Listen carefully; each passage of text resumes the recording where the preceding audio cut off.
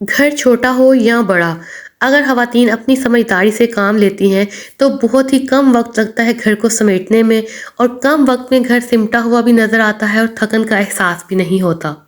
अस्सलाम वालेकुम, welcome back to Saba lifestyle. उम्मीद करती हूँ कि आप सब खैरियत से होंगे, ठीक-ठाक होंगे। अल्लाह ताला आप सबको अपने हिफ्ज़-ओ-अमान में रखे।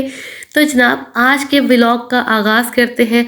आज के व्लॉग में मैं आपके साथ बहुत सारी बातें शेयर करूँगी, बहुत ही इंटरेस्टिंग होने वाला है व्लॉग।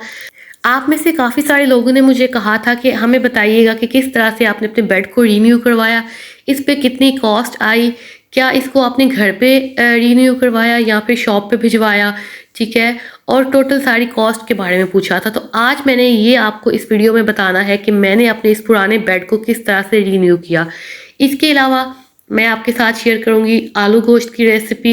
मैंने सूप बनाया था बहुत ही सिंपल तरीके से, उसकी रेसिपी आपके साथ शेयर करूंगी और साथ में करेंगे ढेर सारी बातें। तो शुरू करते हैं आज का व्लॉग। तो अभी तक अगर आपने चैनल को सब्सक्राइब नहीं किया तो जल्दी से चैनल को सब्सक्राइब कर दें, वीडियोज़ को लाइक एंड शेयर कर दिया करें, क्योंकि आपकी सपोर्ट, आपका प्यार मेरे लिए बहुत इंपॉर्टेंट है। तो जनाब, अभी यहाँ पे सुबह का टाइम है, सुबह के 5 बजे हैं और 5 बजे यहाँ पे मैं अपना बेड सेट कर रही हूँ। बच्चे और हस्बैंड दूसरे रूम में सो रहे थे। बेड एक ऐसी चीज़ है जिसको अगर आप सेट कर देते हो ना अपनी बेडशीट को, तो आपका रूम एकदम से क्लीन टाइडी नज़र आने लगता है। सिर्फ एक बेडशीट सेट करने का कमाल है। तो हमेशा मैं कहती हूँ कि बेड से नीचे कदम रखते ही सबसे पहला काम ये किया करें कि अपने पीछे पिलो सेट कर दिया करें, बेडशीट की सलवटें दूर कर दिया करें और कमरे में से एक्स्ट्रा बर्तन उठा दिया करें। सिर्फ आपको 2 से 3 मिनट लगते हैं और आपका रूम नीट एंड क्लीन हो जाता है।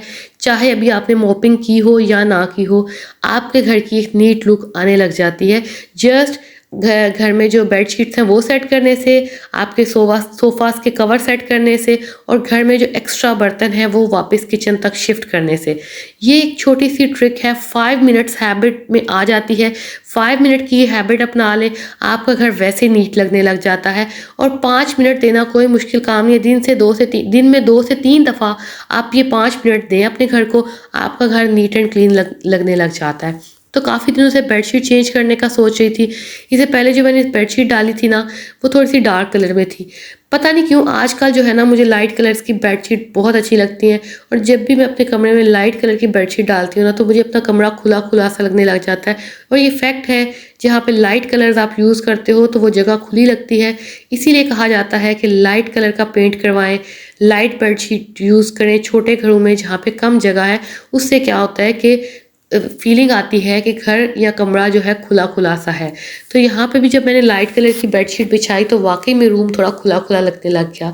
तो बस बेडशीट चेंज करने के बाद मैंने सोचा क्यों ना आज साइड टेबल्स को भी सेट करूँ। मोस्टली मैं इनको खाली रखती हूँ, क्योंकि यहाँ पे अगर मैं कुछ भी रखती हूँ ना, तो मेरे छोटे-छोटे जो मुन्ने काके हैं ना, वो चीज़ें उठा के भाग जाते हैं, ठीक है? तो बस कभी-कभी दिल की तसल्ली के लिए मैं अपने बेडरूम को इस तरह से सेट करती हूँ और मुझे अच्छा लगता है इस तरह से सेट करना। थोड़े से बड़े हो जाएँगे तो इंशाल्लाह ताला मैं इस तरह से सेटिंग्स किया करूँगी। तो अभी आते हैं अपने मेन टॉपिक की तरफ। इस बेड को मैंने रिन्यू करवाया था। बेसिकली ये जो था पहले इस तरह से पोशिश में नहीं था, थोड़ी-सी पोशिश थी, लेकिन बाकी ये बेड जो था ना, इसकी जो है ना डिज़ाइनिंग डिफरेंट थी। तो काफ़ी जब बच्चे छोटे थे ना, तो उन्होंने ऊपर काफ़ी सारे इसको ख़राब कर दिया हुआ था, ठीक है, बाल पॉइंट्स की मदद से कुछ इस तरह करके। तो जब हम लोग इस घर में तकरीबन 6 माह पहले शिफ्ट हुए, तो मैंने शिफ्टिंग से पहले इसको पोशिश करवाया था। जब मैंने इसको पोशिश करवाया था तो मैंने बाकायदा इसको शॉप पे भेजा था। वहाँ पे इसकी जो सारी पोशिश उन्होंने की थी, इसके लिए उन्होंने मुझसे 13,000 चार्ज किया था। इस 13,000 में बीच में एक थोड़ी-सी लकड़ी टूटी हुई थी, उन्होंने उसको भी सेट करके मुझे दिया था। अच्छा, ये सारी उन्होंने ली थी मज़दूरी, ठीक है, मटेरियल की कॉस्ट, ठीक है। बाकी जो इसका कपड़ा था वो मैंने खुद दिया था। अब कपड़ा जब आप देते हैं तो आपकी मर्ज़ी है कि आप महँगे वाला चूज़ करते हो, सस्ते वाला चूज़ करते हो। अक्सर हम मलाई कपड़ा देखते हैं, मोस्टली घरों में वेलवेट टाइप का कपड़ा आपको नज़र आता है। अगर आप वो यूज़ करते हो तो वो आपको 350-360 रुपीज़ में पड़ जाता है, ठीक है। जो मैंने ये वाला कपड़ा लेके दिया था, ये 900 जो है ना 900 पर गज़ था, या आप मीटर कह लें। तो टोटल एक बेड पे जो कपड़ा लगता है वो लगता है 7 मीटर। तो 7 मीटर को जो है, 7 को आप 900 से मल्टीप्लाई कर लें तो उसके हिसाब से ये कपड़ा आएगा। अगर आप 350 रुपीज़ वाला कपड़ा यूज़ करते हो तो तब भी आप 7 से मल्टीप्लाई कर लें तो इसकी कॉस्ट आप खुद निकाल लें। तो इस तरह से करके आप भी अपना जो है पुराना बेड उसको रिन्यू कर सकते हैं। अच्छा, यहाँ पे आपसे एक और ख़बर शेयर करूँगी, मेरे लिए तो ख़ैर खुशी की ख़बर है। तो यहाँ पे जो है हमारे घर की फाइनल रजिस्ट्री आ चुकी हुई थी। घर जो है मेरे नाम ट्रांसफ़र हो चुका हुआ था। आज इसके फाइनल पेपर्स आ चुके हुए थे और आज इस मौके पे मैंने अल्लाह ताला का बहुत शुक्र अदा किया कि उसने बहुत ही अच्छे टाइम पे हमें अपने ज़ाती घर की नेमत से नवाज़ा। अल्लाह ताला आप सबको भी आपके ज़ाती घर से नवाज़े। ये एक बहुत ही खूबसूरत एहसास होता है। अल्लाह करे कि सबको ये खुशी टाइम पे मिल जाए जिनके पास नहीं है, और जिनके पास है उनको अल्लाह ताला उसमें रहना नसीब करे। और हमेशा मैं आपसे कहती हूँ कि जब आप चाहते हैं कि आपको कोई चीज़ मिले, तो जिसके पास चीज़ हो तो उसके लिए दुआ किया करें कि अल्लाह ताला उसको और ज़्यादा अता करे। ये बात मैंने किसी से सुनी थी, तो जब भी कभी मैं किसी का घर देखती थी, ठीक है, तब हमारे पास अपना घर नहीं था, ठीक है। मैं जब भी गुज़रते हुए किसी का घर देखती थी, अच्छा अपना घर था लेकिन वो क्या था, ससुराल वाला घर था। और मैं हमेशा कहती हूँ कि वो मुश्तरका घर होता है, वो आपका ज़ाती घर नहीं होता। ज़ाती घर वही होता है जो आपका आपके हस्बैंड के नाम होता है या आपके नाम पे होता है। अच्छा, तो कहने का मकसद ये है कि जब भी मैं किसी का घर देखती थी तो मैं दुआ करती थी कि ए अल्लाह इसको और ज़्यादा अच्छा अता कर, ठीक है। मैं उस घर को देख के दुआ करती कि अल्लाह ताला इसको और ज़्यादा अच्छा घर अता कर। किसी के पास अच्छी चीज़ देखें, अच्छी गाड़ी देखें तो उसके लिए दुआ करें, अल्लाह ताला इसको इससे भी अच्छी गाड़ी अता कर। तो इससे क्या होता है कि अल्लाह ताला वही चीज़ आपको भी अता करेंगे, वही नेमत अल्लाह ताला खुद ब खुद ऑटोमेटिकली आपकी किस्मत में भी लिख देंगे। किसी के लिए अच्छा सोचेंगे तो इंशाल्लाह ताला आपको भी अच्छा मिलेगा। तो ये एक छोटी-सी टिप मैंने आपको देनी थी। जो चीज़ किसी के पास अच्छी लगे तो उसके लिए और ज़्यादा दुआ करें, बदले में अल्लाह ताला वो चीज़ आपको अता करेगा। तो जनाब यहाँ पे जॉब से वापसी के बाद जो है मैं आलू गोश्त बनाने का सोचा था। आलू गोश्त बनाने का मकसद ये था कि जो बच्चे हैं ना वो सूप वाला सालन, ग्रेवी वाला सालन पसंद करते हैं। हस्बैंड जो है वो कढ़ाई टाइप पसंद करते हैं, तो मैंने उनसे कहा था कि अगर मैं कढ़ाई बनाऊँगी तो बच्चे नहीं खाएँगे। इसलिए फिर मैंने आलू गोश्त बनाने का इरादा किया और उनसे मैंने कहा कि मैं आपको जो है ना थोड़ा-सा कढ़ाई टाइप अंदर से कलेजियाँ वग़ैरह वो निकाल दूँगी, तो आपका काम भी हो जाएगा और बच्चों का काम भी हो जाएगा। अच्छा, मेरे बच्चे जो है ना अभी छोटे हैं, तो सब चीज़ें अभी नहीं खाते। कुछ लिमिटेड सी चीज़ें खाते हैं, ठीक है। इस तरह से सूप वाली चीज़ें उन्हें पसंद हैं। अगर सालन में सूप होगा तो वो शौक़ से खा लेते हैं। तो मैं क्या करती हूँ कि शोरबे वाला सालन ज़्यादा बनाती हूँ, ठीक है। मोस्टली शोरबे वाला ही बनाती हूँ ताकि जो बच्चे हैं ना वो खुशी-खुशी खाना खा लें। पेरेंट्स जब कह लें ना कि हम लोग जब पेरेंट्स बन जाते हैं ना, हमारे अपने शौक तो हम शायद कहीं पीछे रह जाते हैं। कहीं न कहीं हम ये सोच लेते हैं, ठीक है, बच्चों को इतना एज दे जाते हैं कि हमारे बच्चे जो है ना उनका काम चल जाए, अपनी खैर है। तो इस तरह से करके जब हम माँ-बाप बनते हैं ना तो हमारी सोच काफ़ी हद तक बदल जाती है। तो अक्सर जो है ना जब भी कभी मैं अपने आप को थका हुआ महसूस करती हूँ, जैसे कि अक्सर नहीं दिल चाह रहा होता जॉब से वापस आने के बाद फ़ौरन इस तरह से कोई काम करने को, तो मैं अक्सर सोचती हूँ कि हमारे माँ-बाप ने कभी भी हमें ना ये शो नहीं करवाया था कि वो थके हुए हैं। तो बेसिकली होता क्या था कि अपने घर को सिमटा हुआ देख के, अपने बच्चों के काम करके, होता क्या है कि आपकी थकन कहीं दूर चली जाती है। तो अब सेम वही चीज़ हमारे साथ होने लग गई है कि जब हमारे बच्चे खुश होते हैं ना तो हमारी थकन कहीं बहुत दूर चली जाती है। तो अगर आपके बच्चे भी शोरबे वाला सालन पसंद करते हैं ना, तो कोशिश किया करें इसमें चिकन में ना थोड़ा-सा पानी डाल के अच्छी तरह से ना उसकी यखनी निकाल लिया करें। मतलब ये है कि ज़्यादा देर तक उसको दम पे रखा करें ताकि अच्छी तरह से ना जो चिकन का असर है ना, बेसिकली अगर तो आप बीफ पसंद करते हैं, कोशिश करें कि बच्चों को बीफ की जो है ना यखनी वगैरह उसका सालन बना दिया करें।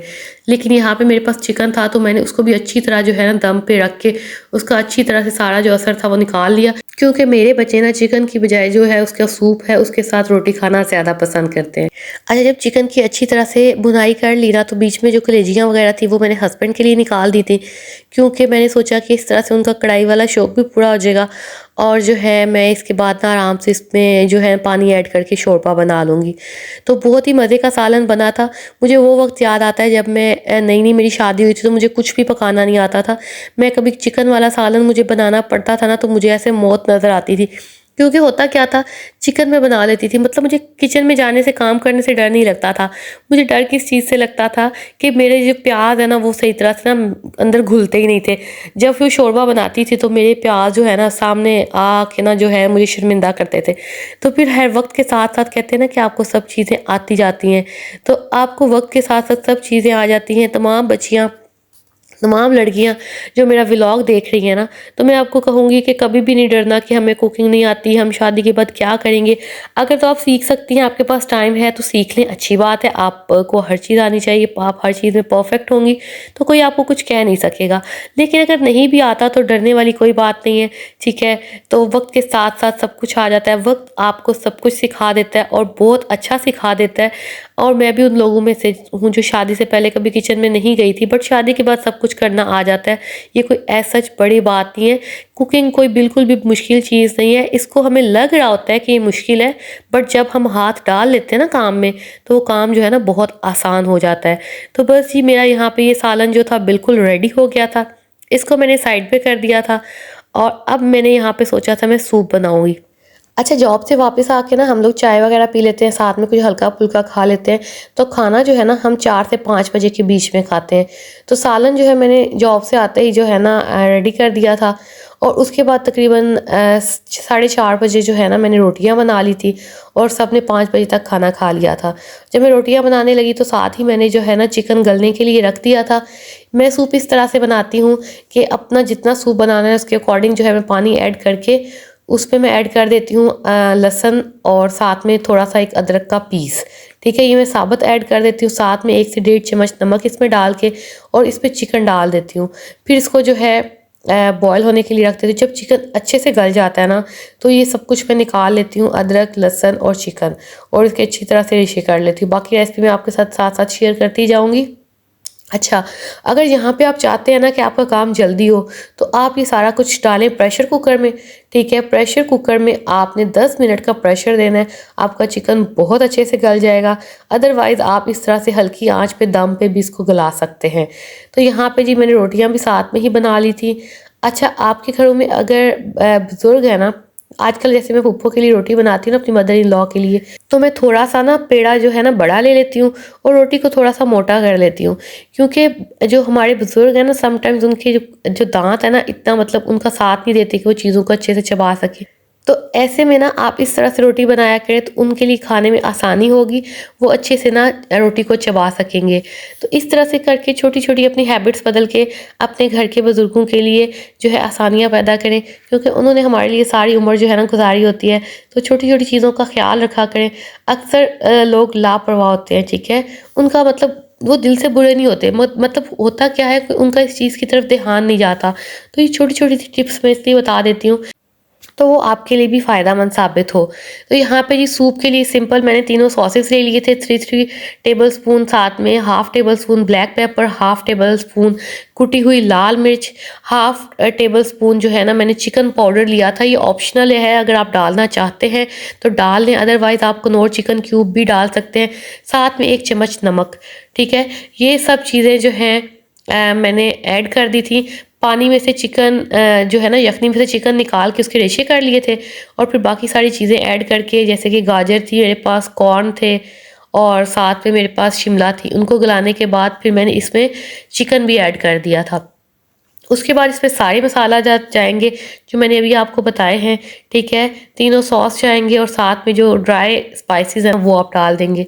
सूप बनाना बहुत आसान है। इसको बनाते हुए ना हमें लग रहा होता है कि बहुत बड़ा काम है, लेकिन यकीन करें बहुत आसान है। लाज़मी आप भी ट्राई कीजिएगा। इस सीज़न में ये मैंने पहली दफ़ा बनाया था, तकरीबन 1 साल के बाद बना रही हूँ, तो मुझे था कि पता नहीं कैसा बने, बट ये बहुत ही मज़े का बना था। इतना कोई मज़ा आया ना। सूप बनाने का अचानक प्लान मैंने इसलिए कर लिया था क्योंकि शाम के टाइम सना ने आना था हमारी तरफ। उसके हस्बैंड जो है वापस अपनी जॉब पे जा रहे थे, तो मैंने सोचा कि चलें उनके लिए सूप बना लेती हूँ, क्योंकि उसके बाद उनसे मुलाकात तकरीबन 3 से 4 माह के बाद होगी। तो खाना वो खा के आ रहे थे, तो मैंने साथ में आज सूप बनाने का प्रोग्राम बना लिया, क्योंकि उन सबको सूप बहुत पसंद है और माशाल्लाह से सूप बना भी बहुत अच्छा था। और सर्दियों में तो सूप एक ऐसी चीज़ है ना कि जैसे कि आजकल मेरा गला ख़राब है और फ्लू है, तो इसमें बड़ा कोई ना आपको पुरस्कून आता है आपके गले को। आप काफ़ी फ़र्क पड़ता है जब इस तरह से गरम-गरम सूप आप पीते हो। अच्छा जी, उसके बाद सारी स्पाइसेस वगैरह ऐड करने के बाद जो है अंडे को आपने अच्छी तरह से लेना है फेंट। ठीक है, मैंने यहाँ पे 2 अंडे लिए हैं, अगर आप 1 अंडा भी लेते हैं तो उससे भी काम चल जाता है। अंडा आपने बिल्कुल एंड पे ऐड करना है। अंडा ऐड करने से पहले आपने 3 से 4 चम्मच कॉर्न फ्लोर लेके उसको पानी में मिक्स करके अपने सूप को अपने अकॉर्डिंग थिक कर लेना है। उसके बाद आपने इसमें अंडा ऐड करना है। और जब भी आप कॉर्न फ्लोर डालें और जब भी अंडा ऐड करें ना, तो चमचे के साथ मुसलसल इसको हिलाते रहें, अदरवाइज़ इसमें जो है गुठलियाँ सी बन जाएंगी जो बिल्कुल भी अच्छी नहीं लगेंगी। इन केस अगर एक आध बन भी जाती है तो आप उसको मैश कर दें या फिर उसको रिमूव कर दें सूप में से। तो यहाँ बहुत ही मज़े का सूप जो है रेडी हो चुका हुआ था। अच्छा, एक अगर आप ये चाहते हैं ना कि आप सूप को 2 दिन के लिए यूटिलाइज़ करें, तो क्या करें कि सारा सूप बनाने के बाद, ठीक है, लेकिन कॉर्न फ्लोर ऐड करने से पहले आप उसमें से वो क्वांटिटी जो है अलहदा कर दें जो आपने नेक्स्ट डे यूज़ करनी है। ठीक है, नेक्स्ट डे जब आप यूज़ करेंगे तो उस टाइम पे उसमें कॉर्न फ्लोर ऐड कर लीजिएगा। कॉर्न फ्लोर ऐड करके जब आप जो है ना सूप फ्रिज में रख देते हो ना, तो वो उस टोटली कह लें कि उसका टेक्सचर चेंज हो चुका होता है। ठीक है, उसका टेस्ट भी चेंज हो चुका होता है। आप सूप सारा जो है ना प्रिपेयर करने के बाद सिंपल आपने एग और कॉर्न फ्लोर ऐड करने से पहले आधा जो है आप फ्रिज में रखते हैं, उसको नेक्स्ट डे उसमें कॉर्न फ्लोर ऐड कर लीजिएगा। ठीक है, उस बाकी जो है उसमें आप कॉर्न फ्लोर ऐड करके एग ऐड करके आप उसको उसी टाइम पे यूज़ कर सकते हैं। मतलब ये कि सूप को 2 दिन चलाने का ये वाला फार्मूला है कि कॉर्न फ्लोर ऐड किए बगैर आप उसको यूज़ करें। तो ये था जी आज का व्लॉग। अच्छा लगा तो लाजमी चैनल को सब्सक्राइब कीजिएगा, वीडियो को लाइक एंड शेयर कीजिएगा। मुझे इजाज़त दें, अल्लाह हाफ़िज़।